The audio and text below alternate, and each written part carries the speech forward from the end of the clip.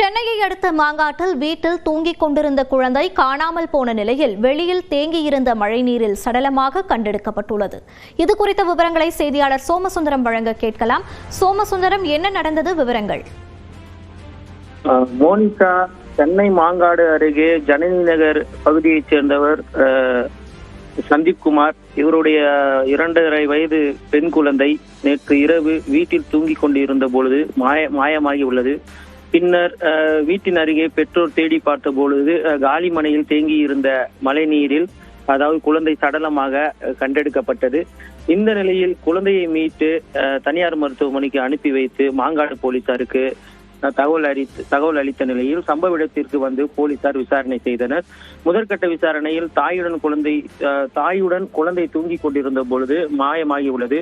இது தொடர்பாக குழந்தையை காணவில்லை என பெற்றோர்கள் தேடிக் கொண்டிருந்த பொழுது அருகே காலிமனையில் தேங்கி இருந்த தண்ணீரில் குழந்தை சடலம் உயிரிழந்த நிலையில் கண்டெடுக்கப்பட்டது. பின்னர் குழந்தையை தனியார் மருத்துவமனையில் சேர்த்த நிலையில் அங்கும் மருத்துவர்கள் பரிசோதித்து பார்த்தனர்.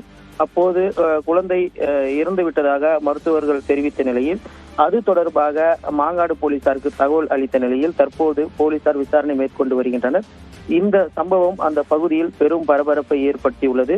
மேலும் அந்த பகுதியில் போலீசார் தீவிர விசாரணை நடத்தி வருகின்றனர் என்பதும் குறிப்பிடத்தக்கது. மோனிகா, விவரங்களை பதிவு செய்தமைக்கு நன்றி சோமசுந்தரம்.